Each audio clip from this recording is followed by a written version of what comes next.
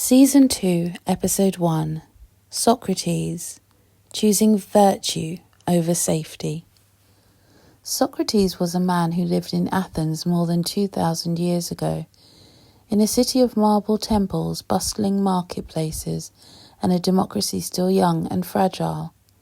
Unlike most Athenians, he did not care for wealth, fame, or comfort. He wandered the streets, asking questions. Not idle questions, but questions that cut to the heart of life. What is justice? What is virtue? What makes a good life? He was not a politician, a general, or a wealthy merchant. His family were ordinary Athenians, his father a stonemason, his mother a midwife. Yet he became one of the most influential minds in history. He did this by challenging everyone around him to think, often uncomfortably. Leaders bristled, citizens grew impatient, the young were inspired and sometimes corrupted in the eyes of the authorities.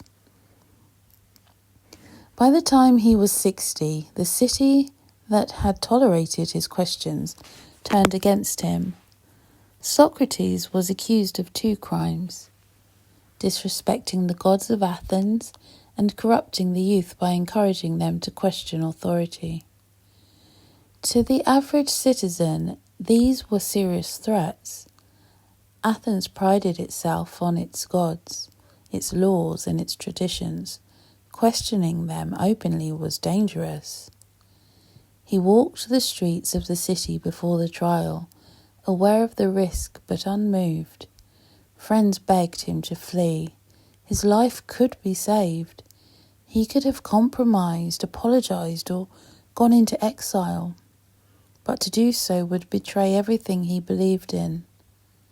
Socrates believed that a life without virtue, without seeking truth and wisdom, was not worth living. The trial was held before a jury of 500 citizens. Accusers delivered their case with energy and fear, painting Socrates as a corrupter and an enemy of the gods. Socrates responded with calm reasoning. He did not shout, plead, or beg for mercy. Instead, he asked questions that exposed contradictions in the accusations. He reminded the jury that no one deliberately harms themselves or the city. Wrongdoing comes from ignorance, not malice.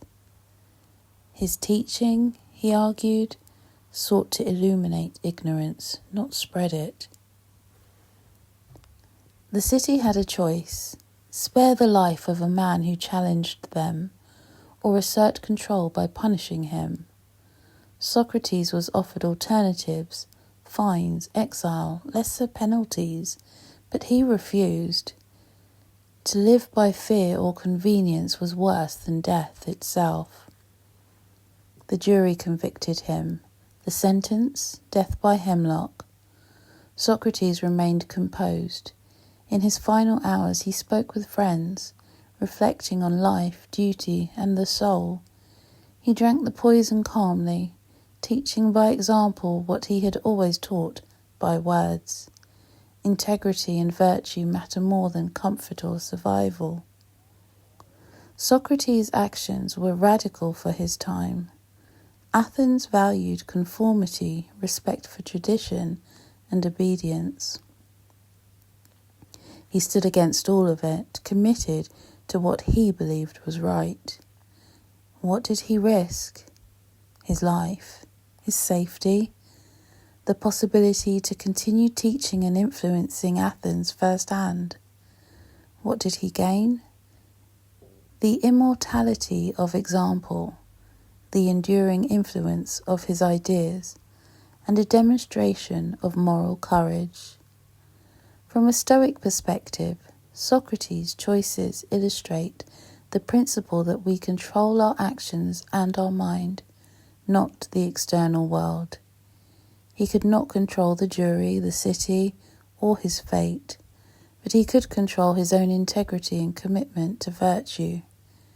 This is the essence of living wisely, recognizing what it is within our power and acting rightly regardless of what is not. Socrates' life and death leave a clear lesson.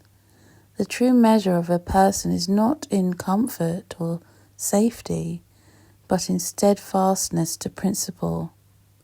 Fear may be natural, death inevitable, yet courage and virtue endure. In the streets of Athens, before the marble steps of the court, he embodied a life fully lived according to reason, wisdom, and moral courage, a life that continues to inspire millennia later.